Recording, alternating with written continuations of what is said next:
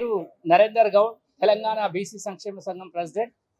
ఈరోజు సోమాజిగూడ ప్రెస్ క్లబ్లో జరిగిన రౌండ్ టేబుల్ సమావేశంలో బీసీ సంఘాల నాయకులందరూ, వక్తలందరూ, దాదాపుగా 30 సంఘాలు పాల్గొనడం జరిగింది. వక్తలందరూ కూడా ముక్త కంఠంతో ఏకగ్రీవ తీర్మానం ఏంటంటే రాష్ట్ర వ్యాప్తంగా సమగ్ర కులగణన జరిపించాలి. అదేవిధంగా కామారెడ్డి డిక్లరేషన్ని ఏ విధంగా ఎలక్షన్ మేనిఫెస్టోలో పెట్టినో దాన్ని యథాతథంగా అమలు జరపాలని చెప్పి డిమాండ్ చేస్తూ ఉన్నాము. రేవంత్ రెడ్డి గారి ప్రభుత్వం రాకముందు ఒకలాగా, వచ్చిన తర్వాత ఒకలాగా ప్రవర్తించడం అనేది సబబు కాదు.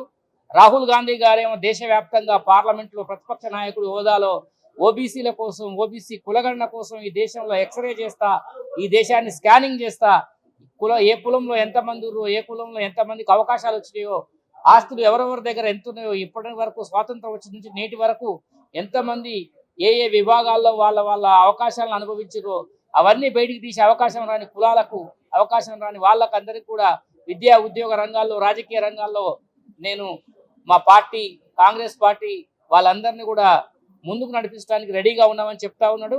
అదేవిధంగా ఈ దేశంలో రిజర్వేషన్లు 75% పెంచుతుందని చెప్పి రాహుల్ గాంధీ గారు అంటా ఉన్నారు.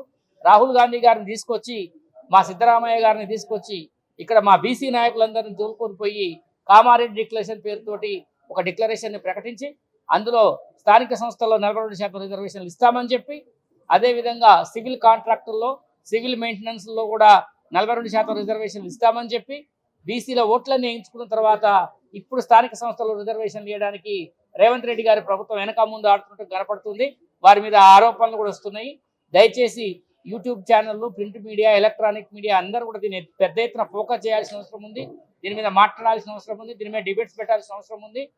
బీసీలందరూ కూడా స్పందించాల్సిన అవసరం ఉంది. రేవంత్ రెడ్డి గారి ప్రభుత్వం 42% రిజర్వేషన్లు స్థానిక సంస్థల్లో ఇంప్లిమెంట్ చేసి ఆయన చిత్తశుద్ధిని నిరూపించుకోవాలని, ఒకవేళ రేవంత్ రెడ్డి గారి ప్రభుత్వం కనుక ఆ 42% రిజర్వేషన్లని, కామారెడ్డి డిక్లరేషన్ని, సమగ్ర కులగణన కనుక ఆయన దాటవేసే దూరంలో పోతే మాత్రం ఖచ్చితంగా తీవ్రమైన పరిణామాలు ఉంటాయని చెప్పి ఈ వేదిక నుంచి మేము హెచ్చరిస్తున్నాం. జై బీసీ, బీసీల ఐక్యత అమలు చేయాలి. కామారెడ్డి డిక్లరేషన్ వెంటనే జరిపించాలి. సమగ్ర కులగణన రాష్ట్ర వ్యాప్తంగా